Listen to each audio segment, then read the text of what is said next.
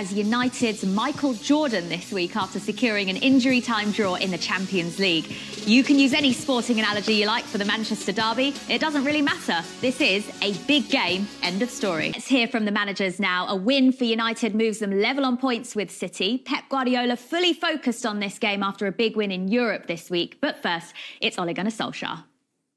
It's a special one, of course. You know, the last time we had Manchester derby with fans in the stadium, the atmosphere was electric. I think everyone will still remember that one, and will remember that one probably more so than any dark moments that we've had. We know it's a one-off game. It's one of those that you have to start on the front foot, start ready, because a lot of it depends on who gets on the front foot.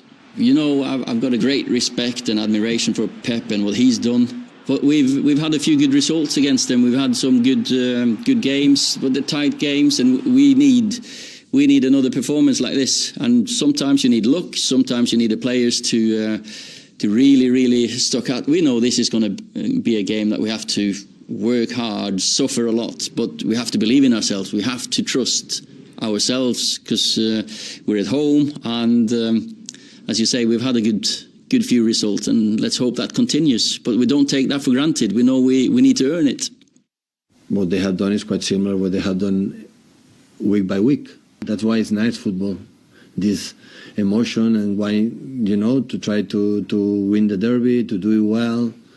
But I have to be cold in my mind, I have to be cold in my head, to know exactly what you have to do to doing what they do, to do our best. Well, what a game this is going to be. The Manchester derby, and now a Manchester derby back in the Premier League with Cristiano Ronaldo in it as well. Just so many little plots to this, aren't there, Glenn? But first of all, it's the first time Manchester United are back at Old Trafford since the darkest day for Ole Gunnar Solskjaer as a manager, that 5-0 defeat against your former side, Liverpool. Strangely, quite a lot's changed since then. How much have they come along, do you think? Well, to be honest, they've had a couple of results, but they've scraped them, really. Obviously, they beat Tottenham, but Tottenham was in a bad moment. You know, the Atlanta game, people are talking about it being one of the best comebacks. It wasn't one of the best comebacks. You know, it's Atlanta that are mid-table in Italy. It's not, you know, it's not Milan or whatever. So, no, I think, look, they have so much potential. Obviously, it's a huge club. I think there's a lot of negatives around the club at the moment. But if you look at the table, it kind of tells a different story. They're a lot closer than, you know, the sort of credit that people are actually giving them credit for. But I do think between the two clubs tomorrow, I think there's a wide margin. Considering, though, how much pressure Ole Gunnar Solskjaer was in off the back of that Liverpool defeat, is he off the hook now, or do you think there's still a bit of pressure there? There's always pressure being a Man United manager. Results come with that, the results he's getting, sorry. But as you mentioned, they played a Tottenham team that were poor. I don't think Man United were good on that day when they beat Tottenham. They certainly wasn't great in midweek. They had Cristiano Ronaldo again to the rescue. But it's interesting in his interview, and it was similar to the interview he did before they played Liverpool at Old Trafford, where he said, we're Manchester United. And it's that arrogance about being Manchester United, but I'm not sure that whether he's got, you know, enough depth in terms of his management to be able to go, we're Manchester United, we've got the players that know how to beat these top teams at home. And so for me to have that same arrogance, I hope, and I hope he's not naive in terms of turning up at Old Trafford thinking he can play a similar sort of way against his Manchester City team, because he'll get the same result that he got against Liverpool. So I'm hoping he's learned from that. Yes, they are Manchester United. Yes, it is at Old Trafford, but they have to be tighter. They certainly can't get overrun in midfield like they did at Liverpool. And if they play with a two in there, I can see the same thing happening with Man City's two high tens will cause problems with a false nine. So I'm hoping he doesn't go into this fixture with the naivety and arrogance that they're Manchester United, because he's carrying that name. But in terms of performances right now, I don't think he's carrying that. Well, you can speak firsthand as a Manchester United fan. How you feel Is heading? that why you were giving me daggers? How you feel heading into the Manchester derby? I was just waiting for Jules to throw me under the bus like this. Fine. How are you feeling? Is it better than a couple of weeks ago? Well, yeah, because it isn't a couple of weeks ago. Yeah, because that was dark. But the thing is, you know, as Farah said, because of that Liverpool game, because of what happened 2 weeks ago, I think he'll be I'm trying to find the right word here, but I think he'll be more wary. I think he'll be more cautious. And perhaps, just off the back of, I suppose, what you call that Manchester United arrogance, perhaps a bit more respectful, I suppose, because I think they went into that game against Liverpool thinking, right, we've got big guns going forward. Let's see what our big guns do against yours. And it was not pretty. But you obviously go from the week after that and he goes back to the drawing board a bit. And I suppose, I've been, certainly in my work that I've done this season and last season, I've been very critical of Solskjaer's tactical acumen. I think they missed out with Pochettino, and then it's hard to not feel that there's a little bit of a sliding doors moment. Bear in mind, they play Spurs at the best time it was to play Spurs this season. Spurs go out and get Conte, who was obviously the biggest rival for Solskjaer's job. But, he went into that Spurs game, he made his changes, went to 3 at the back. That'll be a little difficult now that Varane is injured. And, we'll see how he goes from there. But ultimately, he does have quite a good record against Pep Guardiola. I think he's got the best record of anyone who's been in the opposite dugout to Guardiola more than 5 times. Yeah, you're right. That. So he's in a situation where he can go into this game with a degree of confidence and also with a degree of solidity as well, because he knows that what we saw, I suppose, what he would have seen against when City played Crystal Palace was the fact that Palace beat them by being efficient with the chances they got. Now, United are going to create a few more chances than Palace created, and they're going to do it with better attacking talent. And so they just need to rely upon the fact that they can hold firm for much of it, whether it's 35% of the ball, whether it's 40% of the ball. Whenever they're in transitions, they've got to hit them hard. And through that, they can get a decent result, yeah. Okay, let's just focus on Manchester United still for the time being. Then we'll come on to Manchester City, because that was a real surprise result last week for them. Can Ole Gunnar Solskjaer still play a 3-5-2 without Varane? And how much of a blow is it that he's missing for this? Well, it's massive. He's their best defender by miles. And I think he's really the only one that sort of speaks in the back line as well. Obviously, there's some other good players, but they're very quiet. They don't talk. They don't lead. And you saw that by them getting pulled apart against Liverpool and some other teams. But I think you can look at them stats when it's Solskjaer against Pep or whatever, but I think you have to look through the cracks a little bit as well, because I don't think that's because of Solskjaer.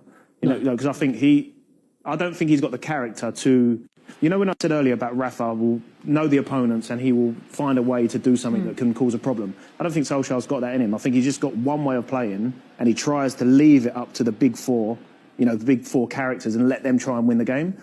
And at this level of football, you can't do that. You need to have a plan. You need a game plan.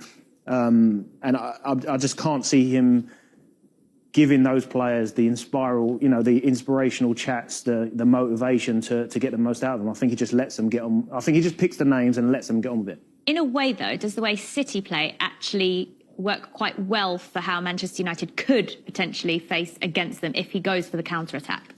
I think that's their best way of maybe getting a result. I think, when that's, it's hard when you look at a Man United team and Ole Gunnar Solskjaer to see what the identity of their playing style is. And I started to think it was playing on the counter-attack, and that's where I thought they had most success. But he's gone a little bit against that, and I think the way of getting the result against Manchester City, who are going to dominate possession, is to sit in a little bit and use those attributes that they have in terms of the counter, with the speed and with Ronaldo and Marcus Rashford and then Bruno. I think with those type of players, playing on the counter with those type of players, they can get results and they can get goals. But I think if they go any other way against this City team, I think they'll just be pulled apart in terms of the dominance that Manchester City have with the ball. So I don't think they can go toe-to-toe with this Manchester City team. I think they have to sit in and play counter football. And I think that's when they're at their best. Yeah, and I think Pep Guardiola will obviously want a reaction off the back of that defeat at home against Crystal Palace last week. He got it in the Champions League midweek. Are you expecting the same again on Saturday? Yeah, I am actually. I think if you look at Manchester City, and I suppose it's not exclusively to them, but when big teams lose games they're not supposed to lose, there's always a reaction afterwards. And especially in a game of this magnitude, I expect them to go at it. They're in quite an interesting space, aren't they? Because a lot was made about going after Harry Kane in the summer, and now they're playing without a recognised striker, as it were. And there's been some criticism of Grealish, for example, and perhaps he's not necessarily justifying his price tag, or certainly why he was brought in. But personally, I think he's been playing quite well. I think he's had to get used to a very different position in terms of through the middle. But what Farah said about United trying to play City at their own game and being pulled apart. I also think that if United are in a situation where they've got to cover for two of the 10s, a false 9, they're dragged out of position, and suddenly, someone like João Cancelo comes out of nowhere and is pulling you on one side, and, Foden's doing what Foden does, suddenly they can make United look as badly in disarray as they were against Liverpool simply by playing their natural game. So, City are absolutely favourites going into this, yeah. It's interesting with City this season because they've been either feast or famine. They tend to score loads of goals or none whatsoever. Why do you think that is? It's been a bit of a strange season for them. Yeah, it has. And you look at their team and you do wonder how they don't score 2 goals every single game. But it's just football, They are playing against other top sides. They can't be 10 out of 10 every week. They are most weeks, but you have to let them off every now and then. But them coming off the back of a bad result by their standards, they're going to really want to put a stamp on this match early on. And because I'm just thinking in my head here that I can't remember the last title-winning team that lost 2 games in a row. So, they're going to definitely want to bounce back and put a performance on and certainly try and do everything they can to get a result. And in terms of their attacking players, Manchester City just have such a wealth of talent. And as we've spoken about already with Manchester United, without Varane in the side, how is that going to work? What's that battle going to be like?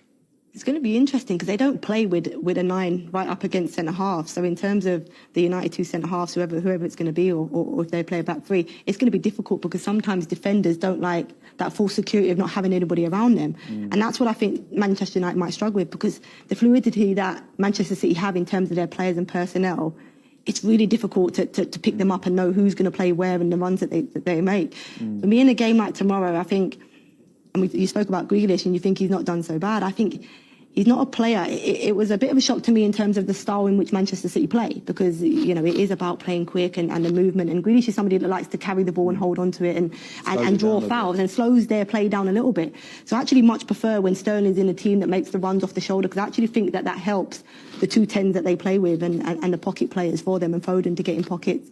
So for me, in tomorrow's game, and it's a massive game, for me, I would have somebody like Sterling that's going to try and run them off and pull them about a little bit, as opposed to somebody like Grealish that's always going to be in front when Man United would want him and trying to get fouls. So for me, I would go with more of the City attacking-minded players that have been there for a while, the know-how, and make it difficult for Man United. Who do you think Pep will play? Not who do you want him to play. Who do you think he'll play? Who do I want him to play? Mr. Bean would be good, actually. Who do I think he'll play? To be fair, Farah's convinced me that I'm benching Grealish.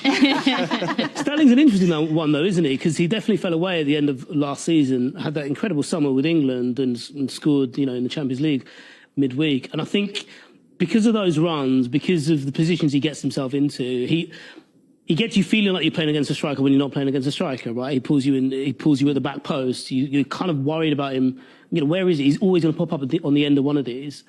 And so I wonder if that would just be a way of just adding a few more flies in the ointment, because United are going to be worrying about so many different things that it might actually be quite a good trick for Guardiola to pull and think, you know what, he's been out of favour so long. Go show me what you're made of, yeah. You can see that happening, can't you?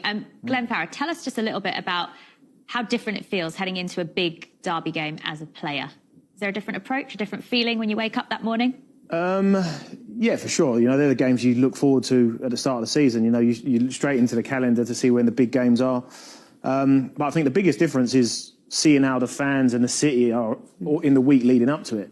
And also, there'll be some players in the dressing room that are normally laughing and joking on a Monday, Tuesday, Wednesday, and all of a sudden everyone's dead serious and don't want to look like they're messing around. So, yeah, you do see a lot of behavioural differences.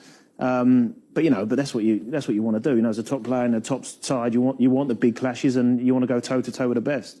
Did those derby wins feel better than other wins? Absolutely. They do. They're the bragging rights. And even in the women's games, at times, even when I was at Everton, for example, and we were the better team in terms of on Merseyside, and Liverpool were way off. But that was the one game that you'd want to win. Even though Arsenal at the time were the best, and that was a team that Everton, when I played, they were competing with. It was the Liverpool game that you've got to walk around the city, and as you say, you'll bump into somebody that would be like, you know, you let us down. And so it certainly is the bragging rights. And they were the games that you most got up for. When I was at Arsenal, it was Chelsea that, you know, London's red and whatever, even though, you know, I find it really hard to say that. Yeah. But they were the ones that, you know, when we were thinking, and you do as players, you're like, you know what? We can't be looking on social media tomorrow going, London's blue, for example. And they're the sort of bragging rights that, you know, really do motivate you that little bit more than any other game. I don't know if you knew when you did your predictions whether Vish was a Man United fan or not, so I'll have to wait and see what you've gone for in the predictions later. See whether this man next to me.